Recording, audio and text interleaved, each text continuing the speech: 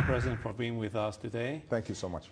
Why not tax cut for everybody, not just for the middle class? Well, keep in mind that what I'm proposing is to extend tax cuts for 98% of the people.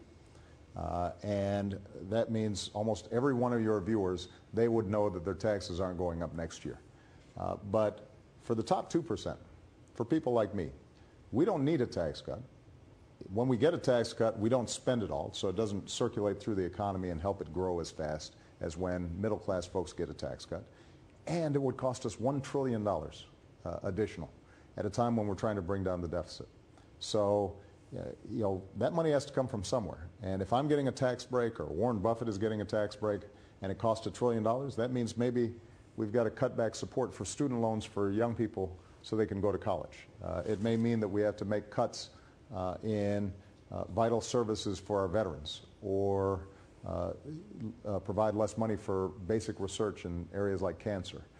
And that is not the right way to grow the economy. So obviously there's a disagreement between me and the Democrats and the Republicans on this issue.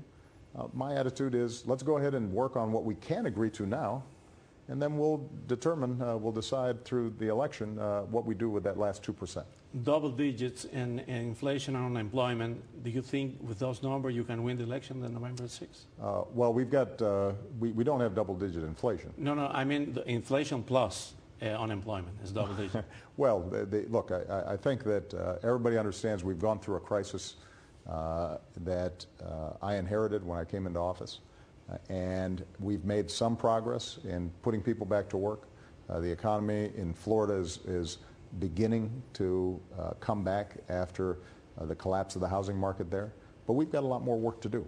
And that's why it's so important for us to have a tax code that's fair. It's important that we put people back to work rebuilding our bridges and our roads and our ports. It's why we need to have a program to refinance our housing market, which would help the housing market in Florida. It's why we've got to continue to improve our education system. So there are a lot of things that we have to keep on doing.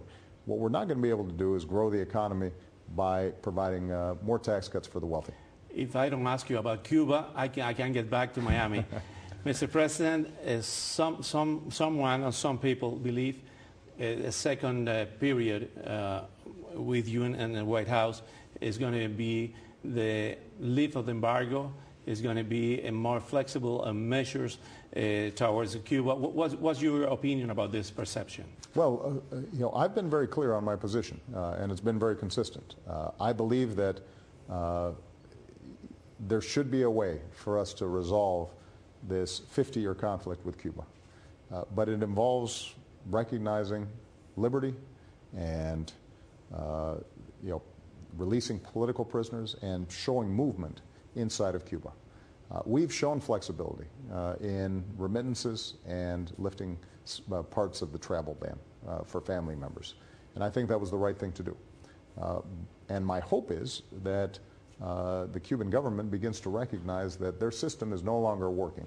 In response, General Castro just put in jail Alan P. Ross, and the repression is incredible now. Well, and that's why I say that we're not going to see big moves or major improvement in the U.S.-Cuba relationship if the Cuban leadership continues to do the same thing over and over again. In 10 seconds, are you worried with that alliance between Iran and Venezuela and Hugo Chavez?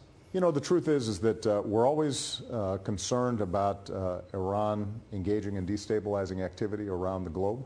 But overall, my sense is that what Mr. Chavez has done over the last several years has not had a serious national security impact on us. We have to be vigilant. My main concern when it comes to Venezuela is having the Venezuelan people have a voice in their affairs, and that you end up ultimately having fair and free elections, which we don't always see. Thank you very much Thank again, you so Mr. much. President.